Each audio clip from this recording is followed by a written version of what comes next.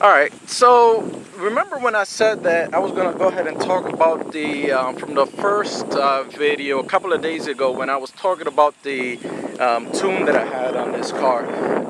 I think now would be a good time, and I am using this new camera. Well, it's not new, but it's a camera that I haven't used before, so you're going to see me just kind of pan around on the car, you know, again, keep showing the car off just a little bit while you hear me, you know, talk about this. But I'm going to eventually go ahead and flip this around and go ahead, and I got this damn motorcycle coming on by. I'm going to go ahead and talk about that tune and try to describe what I was trying to convey the first time around. And I'm gonna flip this around, so it's gonna look weird here for a couple of seconds. Oh hell, this is not gonna be good.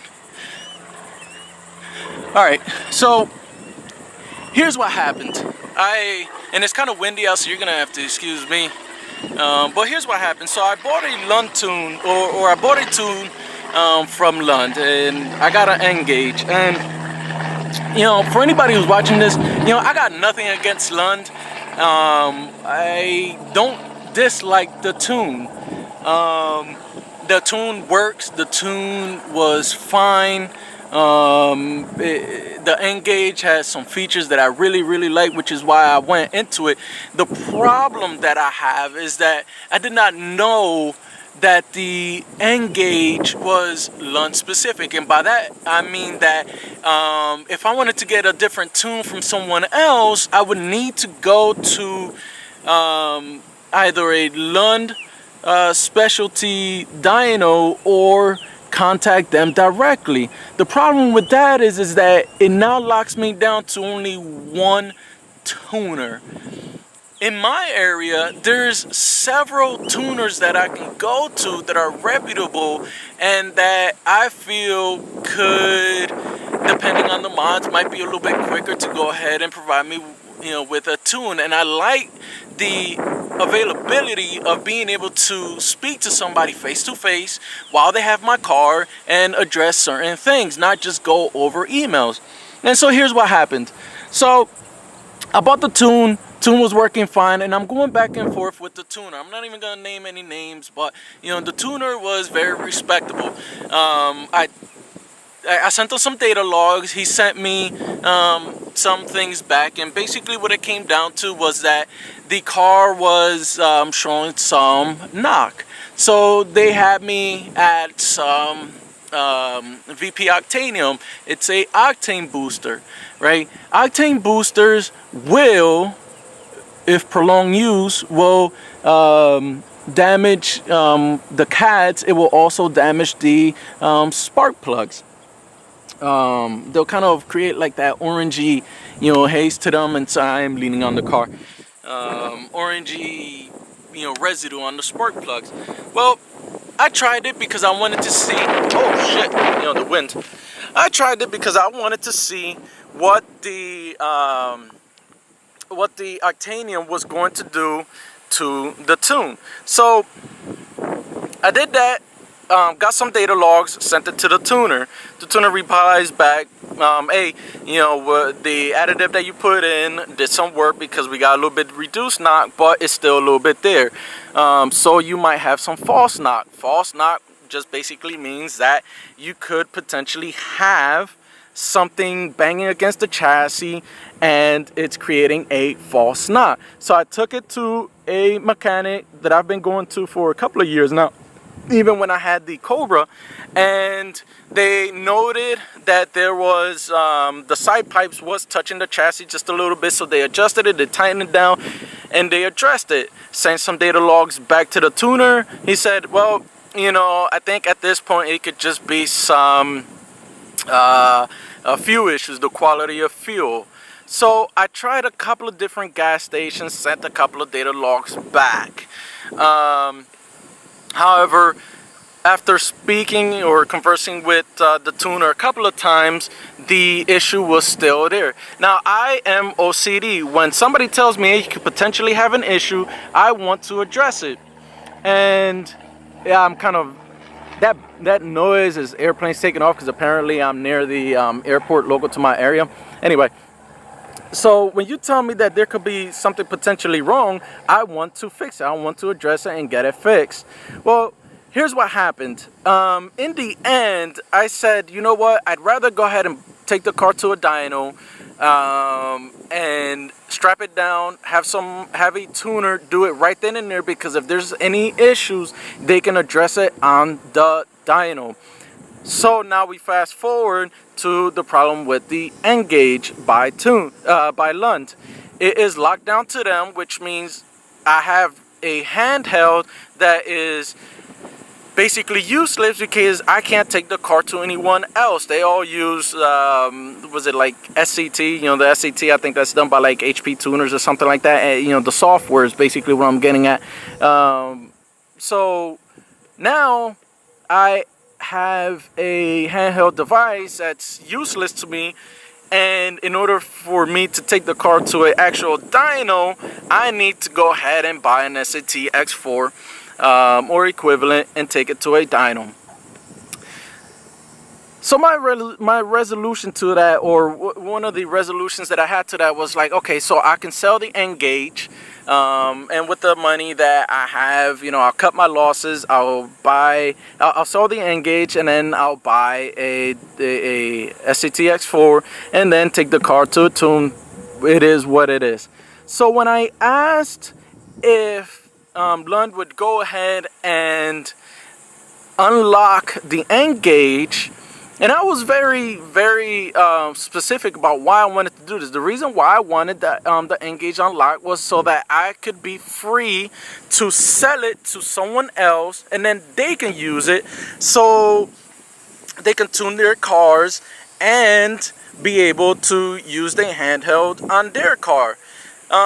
Well, basically, what I was told by Lund was that, well, we don't have the means to do so. And then two, Emotions, which is the company that does the software, would be unlikely or unwilling to provide an unlock.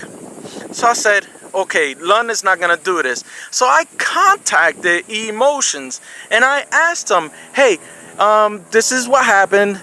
And I gave them the rundown. I don't want to repeat myself. So I gave them the rundown. This is what I want to do. Will you provide an unlock? They said that they would not provide an unlock to me.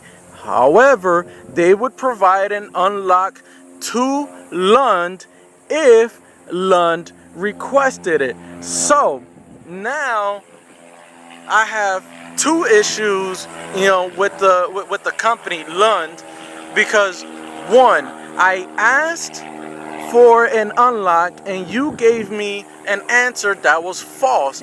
Now, if it's false because you didn't know, then instead of giving me an answer, you should have told me, let us look into that and then we'll get back to you. So now you lied to me, and you're also now sticking me, which is, you know, point number two. Now you're sticking, you know, me with the N-Gauge because you don't want to go back and request the unlock, which is very easy to do. All you got to do is just email Emotions and, hey, I have a customer, they're gonna get rid of their N-Gauge. Well, I don't know why the hell this damn motorcycle came up by. You could go ahead and request a unlock for the N-Gauge. You can give it to me, and then we'll be all right. You know, they're all looking at me because I'm just kind of recording myself. But you're unwilling to do that. From a customer standpoint, and here's the problem that I have. From a customer standpoint, I pay good money for not only the device, but for the tune. And I'm still within like the 90-day, you know, tune revisions or whatever the case might be that comes with their tune. So from a consumer standpoint, from a customer standpoint, if I'm telling you, hey, I like the device, I like the tune, however, it is not the option that I would like to continue to use, you should at least oblige me or give me the option, maybe not oblige, but you should at least give me the options to resell the device so that someone else can come to you. You basically are forcing me now to not only keep my device and not use your product, but now you're forcing me to make a video like this, discouraging other people from buying your product for the sole purpose, or not for the sole purpose, because of my experience with you. Had you said, let me look into that, let me see if we can provide you with a unlock code, or we could get you an unlock code, but you're gonna have to pay for it, I would have been all right with that. I would have said, okay, fine, I'll pay more into it, and I'll unlock the device, and so be it. But the fact that you didn't even give me the courtesy of looking into that, or at least attempting to look into that, shows, in my mind, really bad customer service. So I would suggest that if you are in the market to have a tune done, go and buy an SCT, or rather go to the dyno shop that you want to go to the tuner you want to go use, ask them what is their preference that they like to use for tuning, and then you buy the product that they tell you to buy, instead of buying something that you're gonna be locked into. Again, Lund is very reputable. I'm not saying that they're not reputable and they don't have quality product. They are very reputable. Their end gauge was fantastic and their tune worked great. However, it's not my opinion. It's my feeling that I don't want to continue using their product or their tune. I want to be able to strap the car to the dyno and have any tuner that I want dyno my car, not just Lund. So, again, if you're hesitant about buying, or if you're in the market of buying a tune, and here comes more cars, they're all getting done with boating. These people had kayaks and whatnot. If you're in the market of buying a tuner and you want to buy one because you want to go with Lund, hey, by all means, you do you. However, if you think that you're just gonna be able to go ahead and take this car with their end gauge and strap it to a dyno and have somebody else tune it, you can forget about it. The only way that's gonna happen is that, as I found out by another company that they're affiliated with, is that you would have to buy their remote tuning session, which basically means that when you take the car to their dyno, the tuner and the tuner locally where the car's at the dyno, and then a tuner from Lund will both be available at the same time. And what'll happen is that, I think I'm standing in fire ants. Yeah, I am.